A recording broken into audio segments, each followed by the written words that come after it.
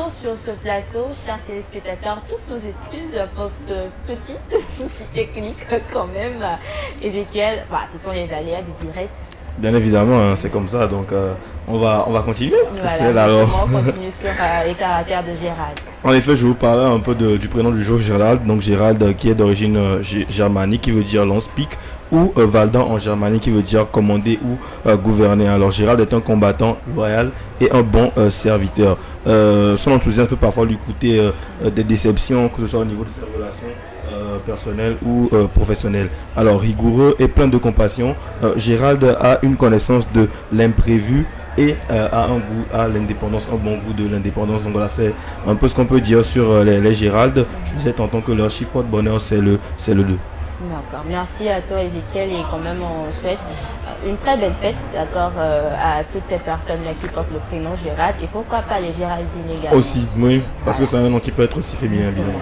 Alors, avec la complicité de la régie, je pense qu'on va y aller avec une petite condition musicale pour souhaiter justement une très belle fête à toutes ces personnes.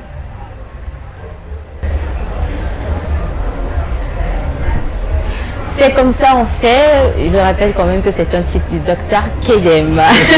Voilà, ce qui montre quand même que les médecins aussi savent s'amuser. Les médecins aussi ont un côté, voilà. Artistique. Alors, oui, évidemment artistique. Alors, je disais le thème du jour, aujourd'hui, on parle de la santé des sols. Alors, est-ce que, je pense que c'est un thème, disons, qui n'est pas assez connu, d'accord, concernant la santé des sols et tout. Et aujourd'hui, nous avons comme invité Dr Kadoua Désiré Manim, médecin DES de neurologie, si je me trompe pas. Oui, c'est bien cela. Voilà. Bonjour à vous, docteur, et bienvenue. Bonjour à vous, bonjour aux téléspectateurs. Voilà. Alors, déjà, comme le thème le dit, pour moi, la première question serait comment est-ce qu'on peut évaluer la santé d'un sol?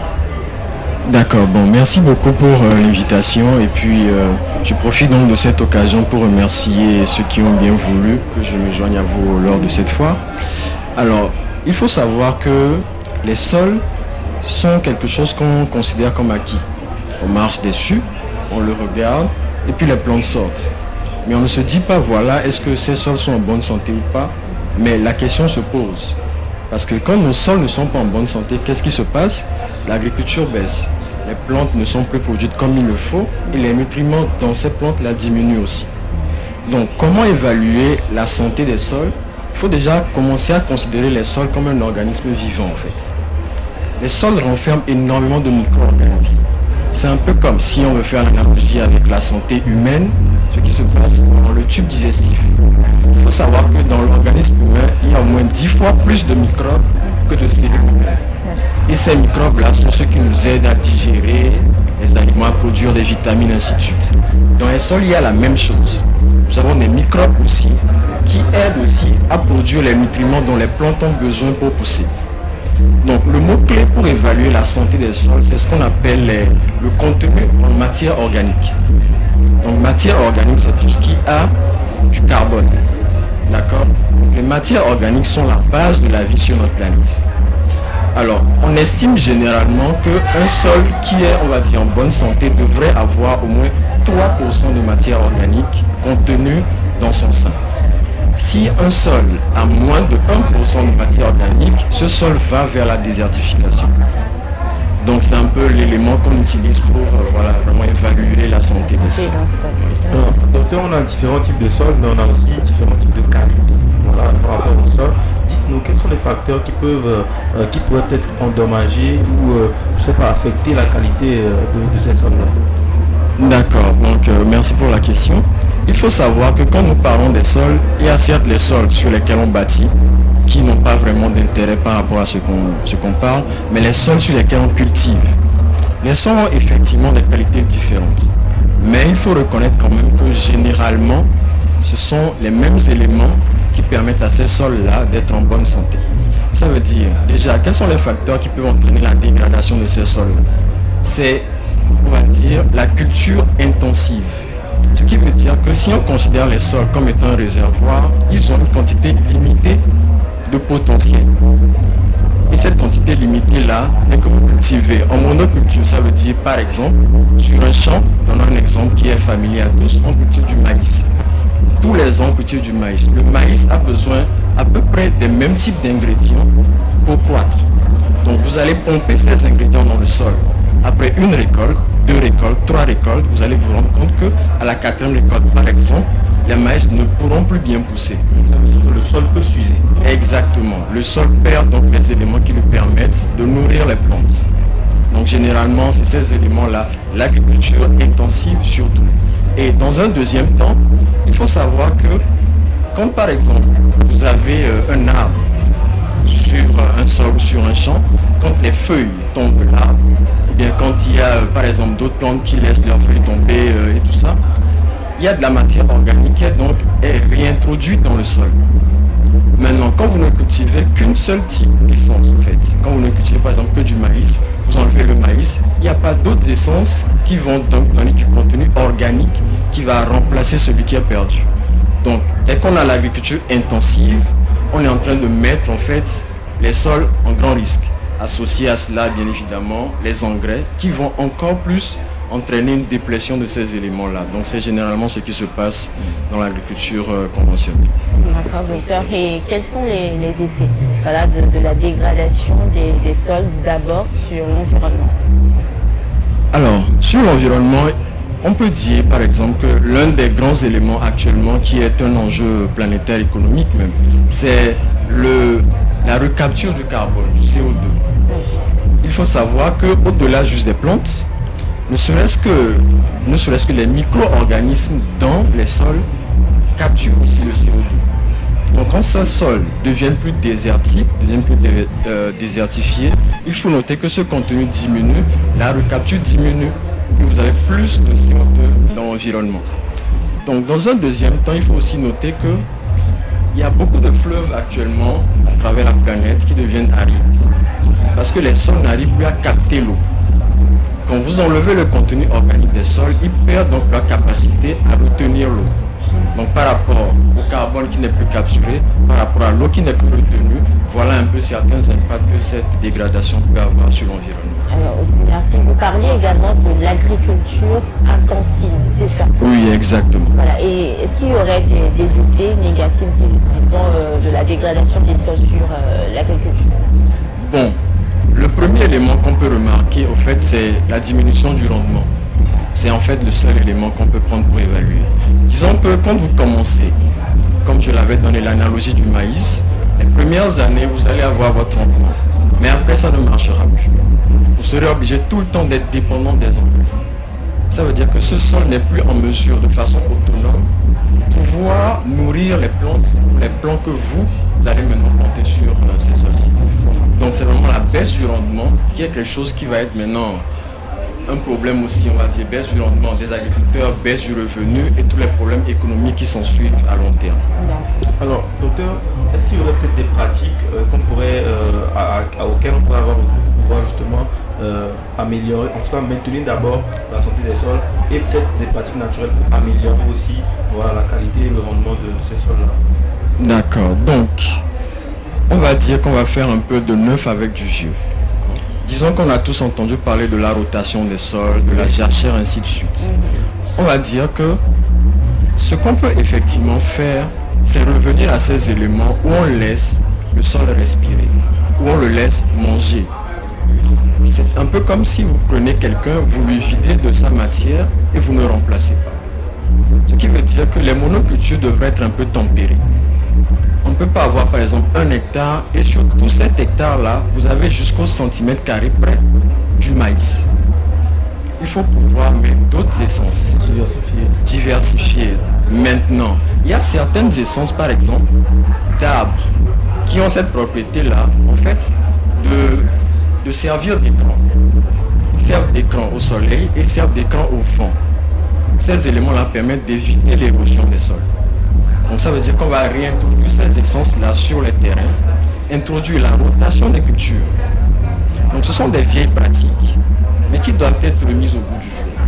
Il faut qu'on remette mettre le contenu organique dans ces sols-là, pour avoir cet élément-là, 3% de matière organique, c'est là qu'on a vraiment les bons rendements à long terme. J'en venais parce qu'aujourd'hui on a beaucoup d'ingrédients artificiels qu'on utilise pour pouvoir stimuler un peu les sols à produire plus rapidement et beaucoup plus des matières. Alors que ça c'est partie aussi des moyens qu'on peut utiliser pour prévenir un peu la pollution des sols, par exemple pour maintenir leur fertilité. Oui, en effet, donc comme je le disais tantôt, ce sont ces éléments-là qu'on peut mettre au niveau des sols pour éviter vraiment leur dégradation.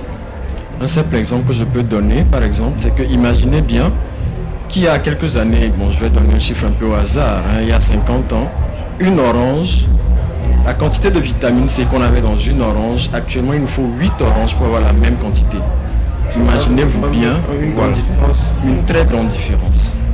Donc certes, en mettant les engrais, on va remplacer certains éléments, mais pas tous les éléments. Donc c'est vraiment cela. Il faut aussi reconnaître que certes, on veut évoluer vers une agriculture qu'on appelle agriculture régénératrice, mais celle-ci ne peut pas être faite uniquement sous la responsabilité des seuls agriculteurs. Il faut qu'on puisse implémenter une transition et ces agriculteurs-là, qui sont ceux qui nous nourrissent, ont besoin de notre soutien, ont besoin du soutien en fait du gouvernement et étatique, parce que si les sols ont une meilleure qualité, les aliments ont une meilleure qualité, les agriculteurs ont de meilleurs revenus et nous on a une meilleure santé. Donc c'est un peu l'équation qu'on essaie d'obtenir ici. Justement, j'allais en venir, docteur, si on utilise des produits, on va dire chimiques, justement pour, on va dire, essayer de stimuler, d'avoir des résultats plus rapidement. Voilà, justement, ça pourrait affecter notre santé à nous. Oui, tout à fait. Là, j'ai parlé par exemple de la vitamine C, mais c'est un exemple parmi tant d'autres. Donc, si on se dit qu'on met, on va dire, des engrais artificiels, disons-le comme ça, qui vont donner les éléments qui feront que vous allez voir que la plante est en train de croître. Maintenant, est-ce que les micro-éléments à l'intérieur de cette plante-là sont les mêmes? C'est là qu'il y a le problème. Il faut noter que certes, vous avez ce qu'on appelle les macro-éléments qui permettent de grandir visiblement, mais tous ces micro-éléments-là nous permettent d'avoir une meilleure santé. Donc ça veut dire qu'il y a le fer, le manganèse, le phosphore. Donc tous ces éléments-là doivent être introduits dans l'alimentation pour éviter qu'à chaque fois on soit obligé de donner des multivitamines, d'associer toujours du fer. Tous ces éléments-là devraient être dans l'alimentation, mais malheureusement ils ne le sont pas et il faut bien reconnaître, j'essaie vraiment de mettre un accent là-dessus. Ce n'est pas juste un problème des agriculteurs, ce n'est pas juste un problème des villageois, c'est un problème de toute la population. Alors docteur, j'ai une question un peu différente par rapport au thème que nous abordons aujourd'hui. Sur les réseaux, on a des personnes qui font la promotion des fruits ou bien des légumes ou des fruits peut-être qui contiennent des noyaux on voit ces fruits-là coupés et on ne voit plus de noyaux dans ces fruits-là. Qu'est-ce que vous pouvez nous dire par rapport à ça par exemple? Est-ce que peut-être ces fruits-là sont dangereux pour la consommation? Bon, j'ai moi-même beaucoup de problèmes par rapport à ces éléments parce qu'un patient va venir et on se dit il faut donner des conseils. Et les conseils qu'on vous donne, c'est manger au moins 5 fruits et légumes différents par jour. Maintenant, quelle est la qualité de ces fruits et légumes-là qu'on consomme? On voit des fruits qui nous sont amenés par bateau. Les fruits qui restent là, on les voit, ils ne pourrissent pas. Le goût, ce n'est plus le même que les fruits que moi je mangeais quand j'étais plus jeune. Ça veut dire qu'on a beaucoup de problèmes à se dire, je vous dis, consommez des fruits, mais qu'est-ce qu'il y a dans ces fruits exactement? On a par exemple des agricultures qu'on appelle des produits en sol. Donc, ils ne sont pas dans le sol en fait. Ils sont nourris directement avec des éléments qui sont dosés, presque comme de la chimie. Et c'est un peu ça qui nous est donné. Alors, est-ce que ces éléments-là sont à conseiller? Très sincèrement, j'aimerais vous donner une réponse directe, mais moi-même, je n'ai pas ces informations. Il faudrait que je sache, cette orange que je vous dis de manger, elle vient d'un champ qui n'a pas eu certains produits dont je ne connais pas la provenance, qui a effectivement eu tous les éléments pour croître et avoir la vitamine C dont je parle, le phosphore dont je parle. Donc, ce qu'on peut vraiment essayer de faire actuellement, c'est que ça devienne un enjeu. Parce que les sols ne vont pas crier. on va marcher dessus, ils ne vont pas nous parler, mais avec le temps, quand on vient avec des problèmes de santé, c'est notre corps qui va commencer à crier.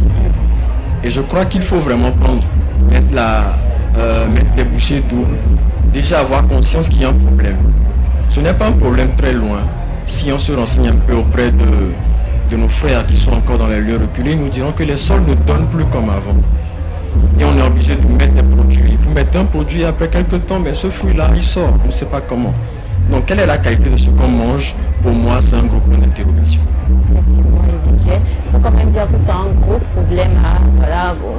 On fait face à un gros problème quand même aujourd'hui. On se dit qu'on peut manger vraiment des fruits naturels. Mais comment mettre la différence entre les fruits qui sont naturels et qui ont été boostés là, voilà, c'est un gros problème quand même. Alors, docteur, je l'avais dit aujourd'hui, quand même, c'est la journée mondiale des sols. Alors, qu'est-ce que vous pouvez nous dire par rapport à cette journée? Pourquoi justement cette journée-là? D'accord, bon, j'aurais bien envie de dire pourquoi pas. Mais l'intérêt d'avoir des journées comme ça, comme par exemple la journée mondiale du sida, la journée mondiale de la drépanocytose, c'est vraiment d'avoir un jour où on peut éveiller la conscience sur un problème. Alors le thème, aujourd'hui, c'est un thème qui m'a beaucoup, vous avez parlé de la santé des sols. Ça veut dire que les sols, pour nous, c'est un organisme vivant. Dans beaucoup de cultures, quand on parle de la terre, on parle de la mer. C'est notre mère, on vient tous de là. Et il faudrait, certes, on regarde les étoiles, on regarde bien loin, on regarde les gratte-ciel, mais on devrait aussi voir qu'on vient des sols. Et si ces sols ne sont pas bien entretenus, le problème ne sera pas juste un problème de santé, ça va devenir un problème économique, un problème de société. Donc pour nous, on a actuellement une journée des sols, mais on aimerait que ce soit juste une année des sols, ou une vie des sols. D'accord, donc c'est vraiment cela. Donc un élément assez intéressant aujourd'hui, c'est qu'il se déroule à Dubaï, la COP 21. C'est une grande réunion, un grand rassemblement autour de l'environnement. Et vraiment les sols ont été mis au devant. Et il faut noter que je suis un sympathisant d'une ONG qui s'appelle Conscious Planet, qui œuvre dans cette ligne-là, d'éveiller la conscience sur toutes ces pratiques qu'on peut faire déjà. Prendre conscience que les sols ont un problème et pour essayer de le renverser. Ce n'est pas un problème insoluble. Il y a eu déjà des projets pilotes qui ont été faits et qui ont montré leur succès. Déjà, on sait que quand vous élevez le contenu organique jusqu'à 3%, vos rendements augmentent. Ça veut dire que vous n'avez plus de problème à long terme. Et l'un des modèles économiques qui est utilisé aussi dans certains pays, c'est que certaines essences sont sélectionnées, des arbres que vous plantez, que vous pouvez couper à votre convenance, puisque c'est votre terrain. Vous coupez les arbres et vous les vendez. C'est-à-dire que ça peut créer une autre forme de revenu. Donc ce n'est pas juste pour les sols, mais c'est aussi pour votre santé économique. Donc il y a des solutions et il faut vraiment qu'on regarde les sols et qu'on sache que notre vie vient de là. Alors, ce serait judicieux de donner les contacts de l'organisation avec laquelle vous travaillez pour que les gens qui sont intéressés par, en tout cas, disons cette lutte à maintenir la santé des sols puissent vous rejoindre dans votre quête d'améliorer les conditions du sol. Merci beaucoup. Donc il y a une seule adresse, c'est un site internet qui s'appelle savesoil.org. Savesoil.org. Vous allez sur le site et vous aurez toutes les informations, bien plus que ce que j'ai pu partager avec vous aujourd'hui, et comment agir à notre plus petite échelle pour vraiment annoncer des changements. On a quand même quelques années devant nous avant que le problème devienne difficile à résoudre. Donc on a vraiment de la marge, c'est le moment d'agir. Alors c'est le moment d'agir quand même, mais merci à vous. Docteur, quand même, il faut quand même dire que c'est un sujet qui est assez méconnu quand même de la population. Et grâce à cette intervention, on peut dire que voilà, beaucoup de personnes auront maintenant l'idée sur le fait de prendre soin de la santé des sols. Parce qu'il faut quand même dire que ça aurait également de l'impact sur notre santé à nous. Voilà. Merci à vous, docteur Kadjoua. Je rappelle que vous êtes médecin à DES de neurologie. Merci d'être passé dans cette émission. Merci beaucoup. Voilà. Alors, on vous raccompagne avec cette pause musicale.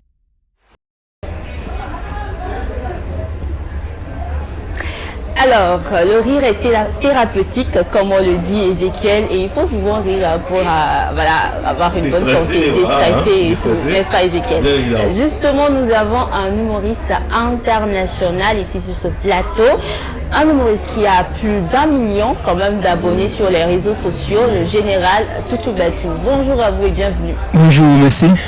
C'est un plaisir de vous recevoir. Un plaisir partagé. Voilà. Alors, Général Batou, on vous connaît sur les réseaux comme humoriste un peu. Alors, dites-nous exactement comment est-ce que vous avez débuté cette carrière humoristique-là? Faut dire déjà, j'avais la passion dans le domaine, c'est-à-dire mon rêve c'était d'être un comédien, un acteur de cinéma, tout et tout. Et c'est comme ça, j'ai fait mes études en Côte d'Ivoire, à Abidjan, j'ai eu le bac. Après le bac, je suis venu au Burkina, mon pays d'origine, voilà, pour continuer les études universitaires. Et étant là-bas, j'ai commencé à faire des formations en humour et puis dans le cinéma, ce qui a valu un rôle dans un film et dans une série aussi. Voilà. Et aussi, comme j'étais drôle, j'aimais écrire des histoires drôles pour publier sur mon profil Facebook. J'ai dit mais bon, des histoires drôles que j'ai publiées, pourquoi ne pas transformer ça en vidéo? Et c'est comme ça que c'est parti. J'ai fait une première vidéo, j'ai publié sur mon profil Facebook, ça a pris. J'ai dit bon, comme ça a pris, je vais créer une page et puis essayer encore pour voir ce que ça va donner. C'est comme ça que j'ai essayé et puis aujourd'hui, voilà où nous en sommes. Oui, d'accord. Vous parliez tout à l'heure que vous écrivez des histoires drôles. C'est ça. Sur quoi est-ce que vous vous basez justement pour écrire ces histoires? Voilà, c'est sur les faits de société, c'est-à-dire les faits réels, tout ce qui se passe dans la réalité, dans la vie quotidienne. Okay. C'est ça que je développe de manière humoristique et puis écrit. Comme par exemple l'infidélité. Voilà, j'aborde beaucoup l'infidélité parce que c'est ce qui est récurrent un peu dans nos sociétés. Voilà, on a l'infidélité, on a des thèmes de l'amour, de beaucoup de choses comme ça. Et aussi, j'aborde beaucoup l'actualité. Voilà, les sujets qui sont d'actualité, les sujets qui font le buzz, j'aborde aussi dans mes vidéos. Je peux prendre un exemple sur par exemple le coronavirus. Oui. Voilà, au moment où ça sévissait, j'ai dû créer même une série humoristique, voilà, pour parler du confinement. Okay. Voilà, c'est-à-dire je suis confiné avec ma femme à la maison, qu'est-ce qui se passe, et ma maîtresse dehors, il fait comment, Corona ne veut pas qu'on sorte, donc moi aussi il faut que je trouve des solutions, des situations pour pouvoir sortir. Donc c'est un peu ça en fait. On se base sur l'actualité et puis les faits des sociétés pour écrire nos histoires. Alors souvent je sais qu'il y a beaucoup d'artistes humoristes ou même de chanteurs qui racontent un peu comment est-ce que s'est passé leur première vidéo qui les a propulsés. Dites-nous quelle est la vidéo qui vous a propulsé en premier réellement et comment est-ce que vous vous êtes senti lorsque vous avez vu que cette vidéo a vraiment pris? Effectivement, c'est parti d'un buzz. Voilà, il y avait un moment, je pense que c'est en Côte d'Ivoire où on avait les jumeaux qui parlent de la même manière et en même temps. C'est-à-dire tout ce qui sort de leur bouche, c'est en même temps, les deux. Donc c'est comme ça que moi aussi, j'ai dit bon, il a fait la même chose avec mon ami. Et c'est comme ça qu'on a fait une première vidéo filmée avec un téléphone facilement comme ça. Et on a publié pour essayer de faire comme eux en fait. Pour faire drôle parce que ils faisaient le buzz en fait. Tout le monde parlait d'eux. Parce que c'est vraiment extraordinaire ce qu'ils font. Parler de la même manière, faire des choses de la même manière. Nous, on a décidé de faire comme eux. C'est comme ça que c'est parti. Voilà, à partir de là que j'ai commencé. Alors, je sais qu'il y a quelques-uns des humoristes africains qui ont le million d'abonnés sur YouTube par exemple, comme Jojo le comédien. Je ne sais pas si Axel a déjà le million d'abonnés, je ne sais pas trop. Mais dites-nous, comment est-ce qu'on se sent lorsqu'on est un artiste humoriste? Parce qu'on sait que souvent les chanteurs sont mis en avant, mais artiste humoriste, avoir le million d'abonnés sur YouTube, dites-nous, comment est-ce qu'on se sent lorsqu'on a ça? Déjà un sentiment de fierté, hein. Voilà, ça fait plaisir parce que c'est des trucs, on ne croyait pas qu'un jour ça allait arriver. Voilà, mais si c'est arrivé, ça veut dire que on nous prend comme des artistes chanteurs, comme tu as dit. Si un artiste chanteur a 1 million d'abonnés et qu'un humoriste a 1 million d'abonnés, c'est que tout le monde met dans le même lot d'artistes en fait. Donc pour nous, nos vidéos sont vues de partout. Raison pour laquelle on a le million d'abonnés. Donc tout le monde nous suit, tout le monde s'abonne, tout le monde aime ce qu'on fait, un peu comme les artistes chanteurs aussi. De toute façon, on les aime, on s'abonne. C'est comme ça qu'aussi s'abonnent aussi sur les humoristes. Donc pour moi, c'est une fierté pour moi de voir qu'on a 1 million d'abonnés sur YouTube. Alors, Général Toutou Batou, il se pourrait que vous aimeriez quand même avoir un autre humoriste sur votre projet, d'accord? Et ici, on est au Togo. Alors, déjà, quel humoriste aimeriez-vous faire venir sur un projet, par exemple? Un Togolais ou bien n'importe. Voilà. Mais bon, je crois que j'ai déjà collaboré avec pas mal d'humoristes. Voilà. Et quand on a des projets, par exemple, on essaye de voir la catégorie dans laquelle, voilà, le profil en fait, dans laquelle le sujet qu'il aborde le plus. En fonction de ça, on essaye de voir si est-ce qu'il peut rentrer dans mon projet. Voilà. Sinon, collabore avec pas mal d'humoristes, pas mal de web comédiens. En Côte d'Ivoire, il y a beaucoup. Même au Togo, c'est pas ma première fois. J'étais arrivé une fois. J'ai collaboré avec beaucoup d'humoristes, beaucoup de web comédiens, même togolais. Voilà, quand j'arrive dans un pays seulement, quand il y a un web humoriste qui est là, qui me contacte ou que je vois, je peux leur l'aborder et puis on travaille ensemble. Voilà. Alors, vous avez déjà, disons, une belle carrière, une carrière bien fournie déjà. Mais dites-nous un peu quelles sont les perspectives, voilà, qui vont peut-être jauger la suite de votre carrière. Voilà, déjà, on a des projets sur le cinéma en fait. C'est-à-dire, on envisage faire un long métrage. Voilà, c'est-à-dire un film pour pouvoir projeter dans les ciné ou encore pour les télés. Voilà, et aussi on a des projets pour se produire sur scène en tant que humoriste. Voilà, pour faire un one-man show devant un public. Voilà. Donc c'est un peu ça les perspectives. Voilà, cinéma et puis one-man show. Parce que j'allais aborder le sujet du problème du one-man show. Hein, c'est ça. Qui, en tout cas, on demande aujourd'hui aux assises web de pouvoir prouver qu'ils sont capables de tenir devant un one-man show. J'allais poser la question à savoir si c'est aussi l'un des défis que vous allez relever bientôt. Oui, c'est l'un des défis parce qu'il faut dire qu'actuellement même, étant au pays, certains me contactent même pour des prestations humoristiques. En dehors même de la web comédie, voilà, je preste à des cérémonies, des différentes cérémonies, mariage ou encore arbre de Noël, voilà, tout et tout. Donc il y a beaucoup de trucs comme ça. Donc on fait des prestations humoristiques. Donc si déjà nous-mêmes on se produit en public, donc déjà c'est quelque chose, c'est un atout qu'on a déjà en dehors de la web comédie. Et c'est ça qu'on peut prendre maintenant pour faire un one-man show très prochainement.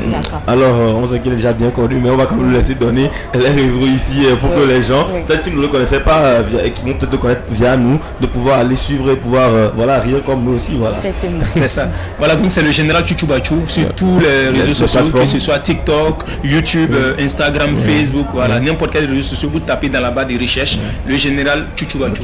Général Chuchubachou, on ne va pas vous laisser partir comme ça, parce que nous on va dire déjà en public, et quand même, ici on a envie de rire un peu également nos chers téléspectateurs qui sont à la maison. Alors on va vous demander quand même de nous faire voilà, une petite histoire drôle. Voilà. Ok, j'ai vécu une situation là, je n'ai pas voulu vivre cette situation ici à Lomé. C'est-à-dire, j'ai allé voir un féticheur pour pouvoir avoir mon visa pour aller en Europe, en Turquie.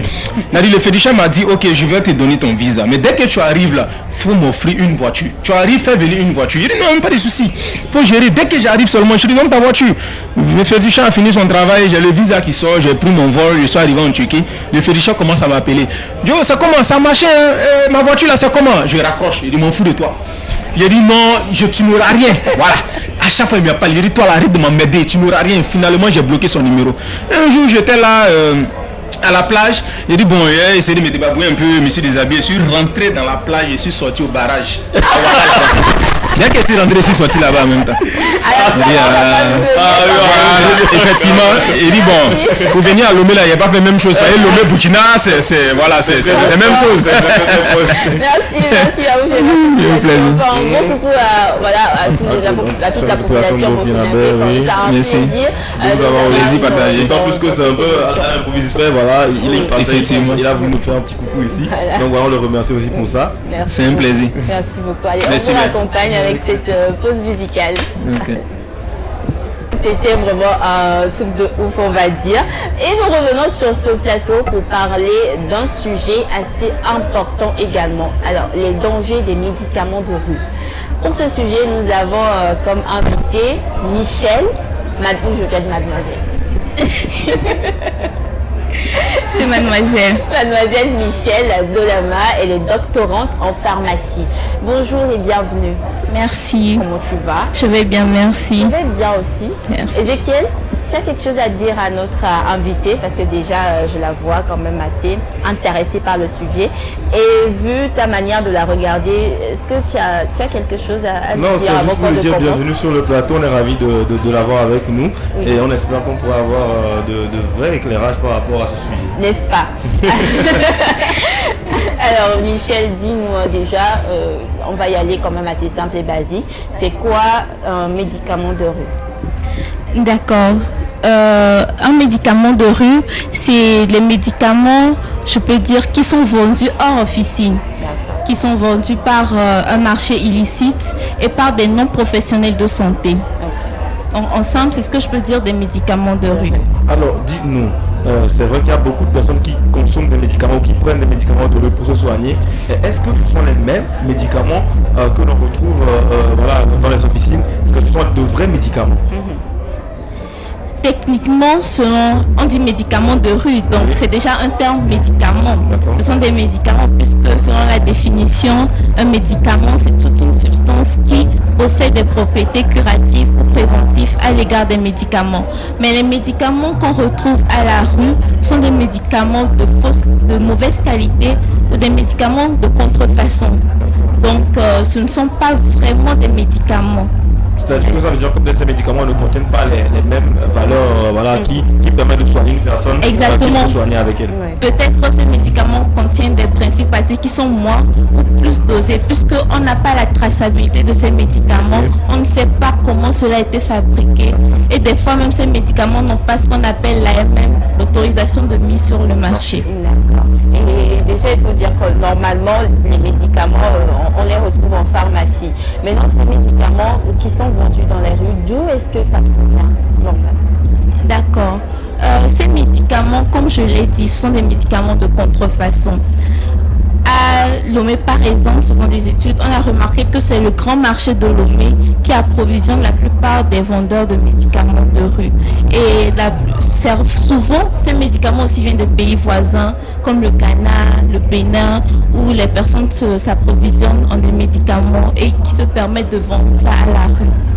Alors, vous avez dit que ce sont des médicaments de contrefaçon dont on ne connaît pas l'origine, mais aussi la production. Dites-nous, quels sont les dangers que courent les personnes qui consomment ces médicaments-là? Quels sont les dangers de santé que ces personnes-là courent? D'accord, merci. C'est une question assez intéressante. Bon, les dangers, souvent la population ne sait pas à quoi elle est exposée en consommant ces médicaments. Déjà, les conditions de stockage ne sont pas respectées pour ces médicaments. Pour les médicaments, il y a une température donnée qu'il faut respecter. Maintenant, le médicament de rue est exposé au soleil. Il peut facilement se dégrader. Et quand il se dégrade, il se désintègre. Il perd ses qualités. Il peut devenir sous-dosé ou surdosé. Et quand c'est sous-dosé ou surdosé, ça peut entraîner une toxicité pour la personne. Une toxicité, une maladie, que ce soit hépatique ou rénale. La personne peut à la longue développer des maladies rénales ou des maladies hépatiques. En plus, vous allez chez la bonne dame, elle n'est pas un personnel qualifié. Elle ne sait pas, elle vous donne un médicament, c'est à tâtons.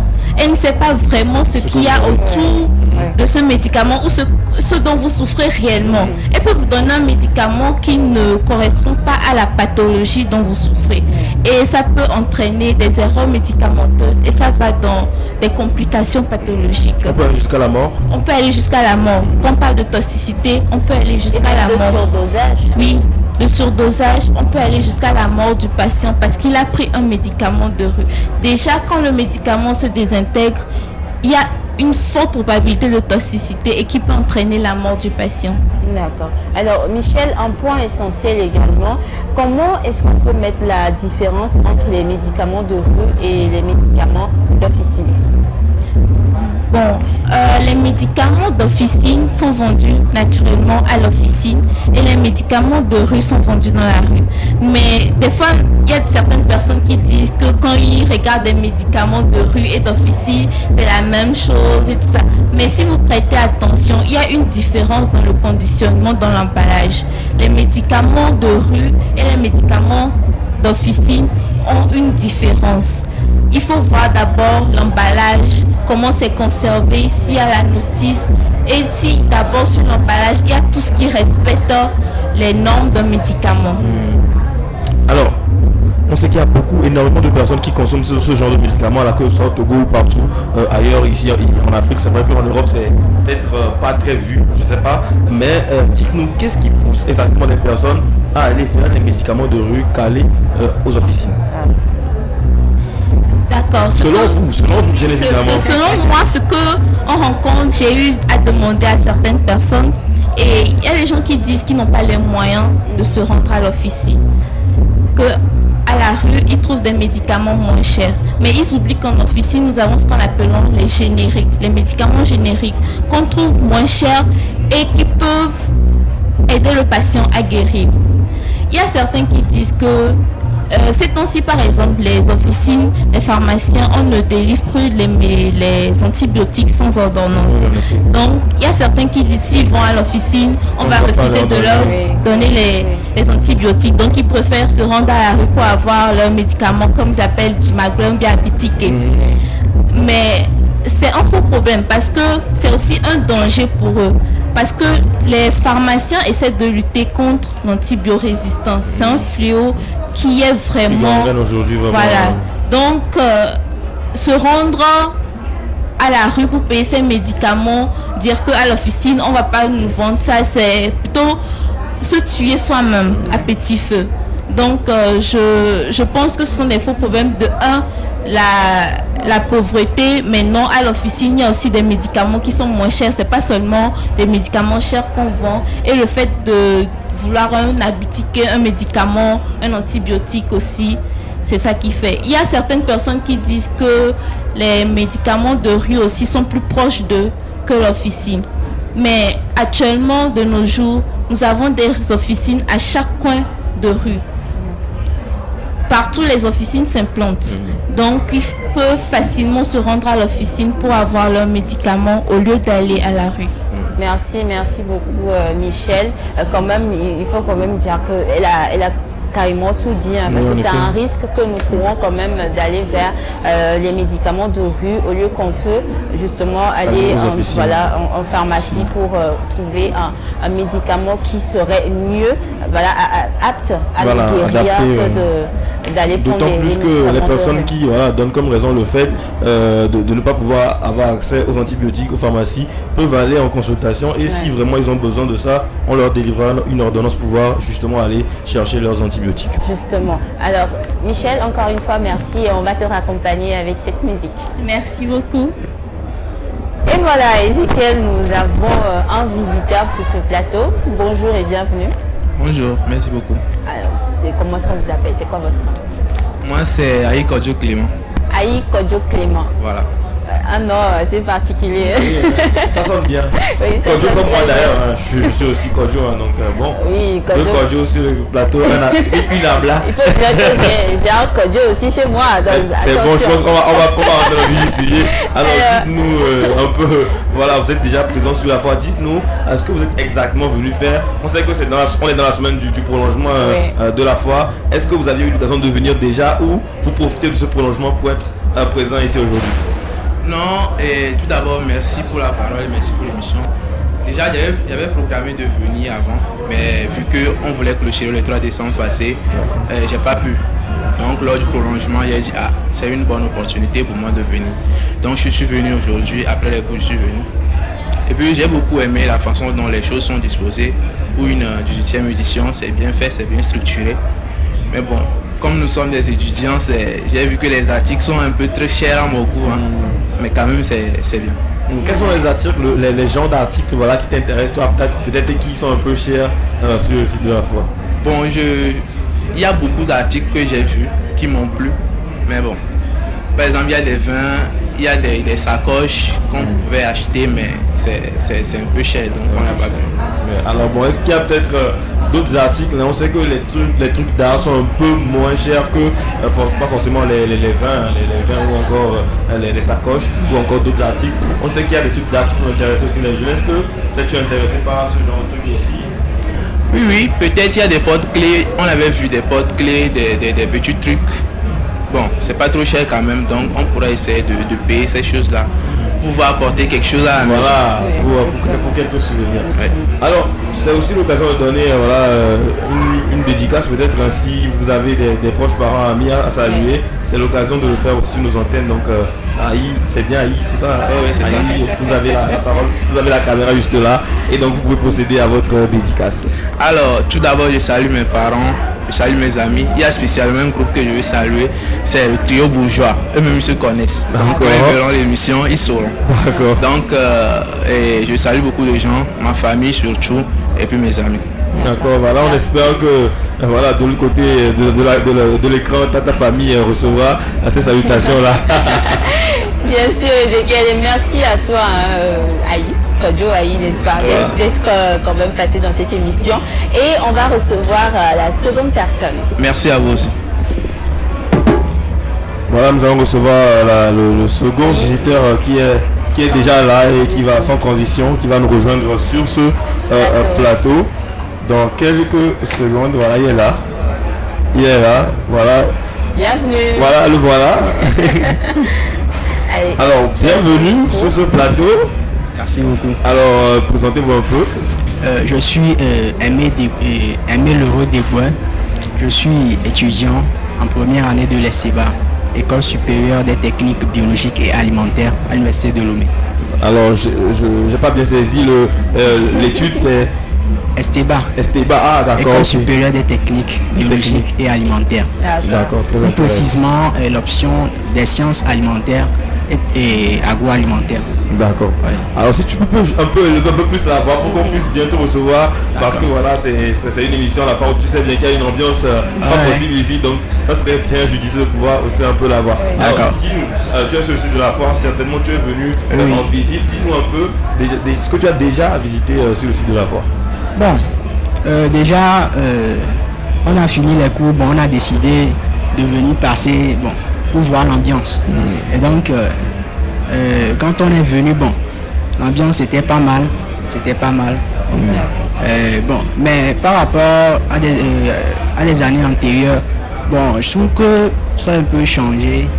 La fois, ça a un peu changé parce que avant, on venait à la fois, bon, c'était mouvementé du genre, et il y avait trop de monde. Tu trouves qu'il y a moins de monde cette année que les années précédentes? Mais cette année, bon, j'ai pas en fait compris. Voilà. C'est ta première visite? Cette année. Cette année, oui. Cette année. Ah, disons que nous sommes quand même dans la semaine du prolongement. C'est ce qui a fait que le monde a un peu baissé. oui, parce que surtout le week-end dernier, on a eu énormément de monde ici à la fois. Il fallait vraiment faire un parcours du combattant pour rentrer et sortir voilà, des pavillons. Alors dis-nous, quels sont les articles que tu as déjà vus qui t'intéressent peut-être pour achat ou je sais pas? Bon, j'ai vu des tableaux d'art. J'en ai vu plein. J'ai vu aussi des statues. D'accord. Des statues des arts. Bon, moi, personnellement, j'aime les tableaux d'art. J'aime les statues que bon, les artistes peignent parfois. Et donc, je les ai vus. Ça m'a plu. Et puis, plein d'autres articles aussi. D'accord. Alors, voilà, on va rentrer dans la minute dédicace dédiée à toi. Donc, tu vas pouvoir saluer peut-être tes proches, tes amis ou ta famille. Donc, c'est ta caméra qui est là et donc tu peux y aller. D'accord. Bon, je fais un coucou à ma famille, à ma mère et à ma mère chérie et à mon père aussi également, à mes soeurs. Je les salue et mes amis aussi, mes camarades, mes collègues de l'université et tout, à mes professeurs aussi. Merci beaucoup. Coucou à tous ceux qui vous connaissent. Alors, je ne sais pas si on a encore une autre personne. Voilà, sans transition toujours, on va enchaîner avec nos visiteurs. Donc, qui va nous rejoindre sur le plateau. Voilà, il est là. Il est présent. Vous pouvez vous emparez du micro. Bonsoir et bienvenue. Oui, bonsoir. Comment vous appelez? Bon, je reprends le nom de Akousan Amabris. Akousan Amabris. Amabris. Oui. Alors, Brice, Oui. dis-nous, Brice, tu es sur le site de la foire. J'imagine peut-être avec tes amis ou tes camarades d'université. Dites-nous un peu voilà, ce que vous êtes venu faire exactement. Bon, tout d'abord, comme on a ouvert la foire et tout, on a trouvé ça normal en tant que Togolais de venir visiter et parcourir, voir des nouvelles choses qui se retrouvent dans le pays et tout ça. Oui. Alors dis-nous un peu quelles sont les nouvelles choses que tu as déjà vues depuis que tu es arrivé sur le site. Bon, par exemple, je peux donner l'exemple de l'application MiAP. D'accord. Que je ne connaissais pas avant. Ok. Que j'ai découvert ici tout de suite. D'accord. Bon, je peux donner l'exemple de quoi aussi. Bon, est-ce que tu connaissais Dr TV? Oui. Tu connaissais déjà? Oui, je suivais de temps en temps l'émission sur Canal+. D'accord. Oui. Quelle émission par exemple? Bon, les émissions sur ce qu'on fait d'habitude, bonjour, santé ou bien. D'accord. Oui. Ok, d'accord, ce sont nos émissions étrangères, d'accord, émissions de santé. Alors, dis-nous un peu, qu'est-ce qui t'intéresse à part, disons, le fait de visiter juste? Est-ce que tu as peut-être en tête de faire des achats ou peut-être de profiter des promotions sur le site? Oui, effectivement, je suis là aussi pour voir si quelque chose m'intéresse. Je peux très bien m'acheter ça ou bien acheter quelque chose pour ramener au petit frère à la maison. Et tout ça. Alors, on va passer dans ta minute dédicace. Donc voilà, ta caméra est là. Tu veux passer le bonjour à tous à qui tu veux. Ah, ok. Bon, je passe un coucou à mon père et ma mère, oui, tout d'abord. Et puis, je dis coucou à mon frère aussi, Thierry, si tu me reçois, ouais. Je te passe le coucou. Voilà, merci d'être passé ici avec nous, Christelle. Et on va profiter pour les raccompagner avec cette pause musicale quand même. Si on a la musique de Kofi Wiesen, voilà, on passe cette chanson là pour souhaiter une très belle journée, comment on va dire, une fin de journée à toutes les personnes, à vos familles. Voilà. Merci beaucoup. Et nous recevons sur ce plateau un jeune bourré de talent. Et quand je dis talent, c'est talent quoi, Ezekiel. C'est talent. Alors, voilà, c'est Kofi Wiesen, ou Wiesen, je ne sais pas, tout à l'heure, il va nous dire ce qu'il en est vraiment. Et Lolambenya a fait, je dirais, approcher, on va dire, la barre des 1 million quand même de vues sur YouTube, c'est pas rien, c'est à féliciter. Bonjour Kofi. Bonjour, comment vous allez? Je vais super bien, on peut se tutoyer, pas de souci. Ah d'accord, comment tu vas? Je vais super bien, et toi, comment tu vas? Merci d'avoir accepté notre invitation. Merci beaucoup à vous de me recevoir. Ezekiel. Alors, moi, la première question serait, est-ce Kofi Wiesen ou Kofi Wiesen? Voilà, c'est ce qu'on attendait.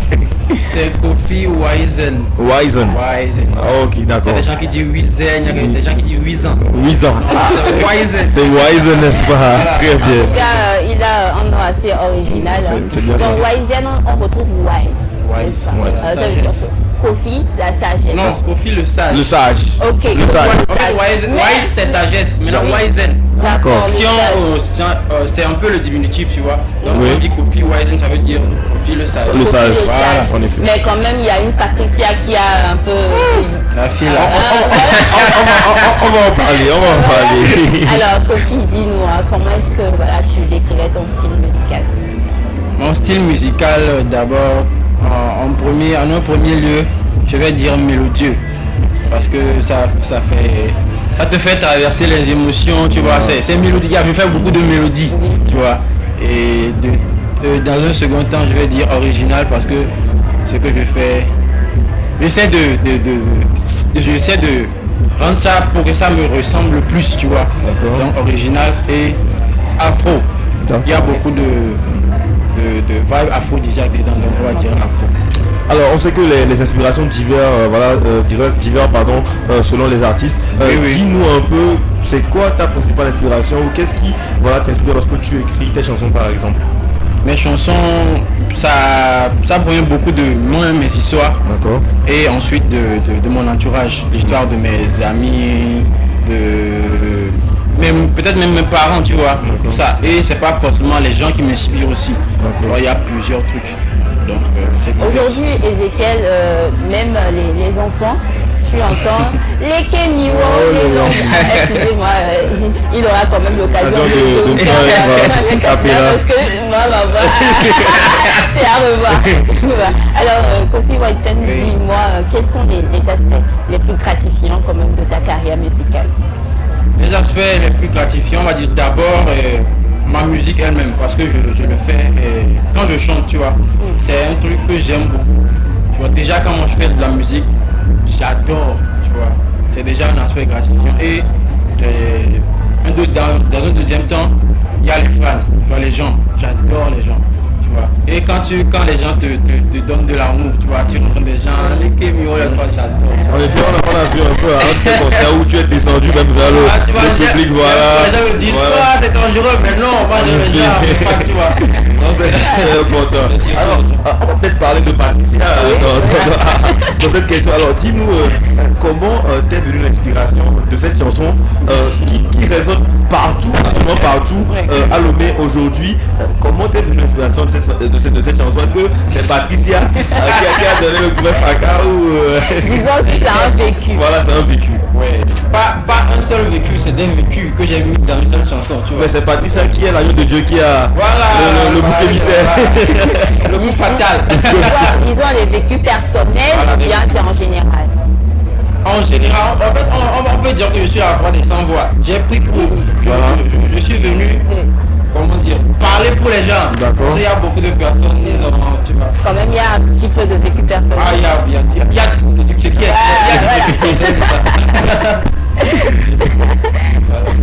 Alors, déjà, Kofi Wiseman, on sait que on est dans l'industrie de la musique togolaise. Quand même, comment est-ce que vous voyez l'évolution de votre musique dans cette industrie-là?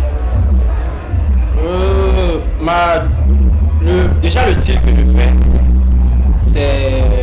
c'est des styles qui sont, on va dire, en vogue en ce moment. Je fais un peu de... Je suis un peu diversifié. Voilà, tu touches à tout. Voilà, je touche un peu à tout. Mais le style que je fais principalement, je fais principalement de l'afro, tu vois. Et aussi je touche un peu de la drill. Tu vois, ce sont des gens qui sont un peu en essor actuellement, tu vois. Donc. Ok. Alors on sait que voilà, dans une carrière d'artiste, ce qui forme, ce qui voilà, fait grandir le plus souvent, ce sont les collaborations, que ce soit nationales ou internationales. Alors dis-nous, est-ce que tu as en vue des collaborations nationales ou internationales? Oui, pour l'instant j'ai des collaborations nationales et pour les internationales on verra après. Pour l'instant, tout dernièrement on avait sorti une collaboration avec l'artiste Black Manu. Black Manu, oui. D'accord. On a sorti un son intitulé, pas encore le son, il y a l'extrait qui est disponible sur TikTok. Sur TikTok. Donc, les gens sont en train de faire des vidéos. D'accord. Le titre c'est partout. Donc il y a l'extrait qui est disponible. Et ensuite il y a les collaborations qui viennent. Je pense qu'il y a aussi un titre qui vient ou qui est déjà là, Djadjoubé. Oui, Djadjoubé, oui. Alors qu'est-ce que vous nous dites de Djadjoubé? Djadjoubé, on va dire c'est une fille, c'est une femme qui a capté l'attention de Kofi. D'accord. Djadjoubé, le nom même déjà, c'est le prénom de... Tu vois, Anibor. Oui. La plus grande, l'aînée, on l'appelle Djadjoubé. Oui. Comme je suis d'Anibor. D'accord. Tu vois, donc c'est un peu ma manière de valoriser. C'est un peu tes origines. Voilà. Ok.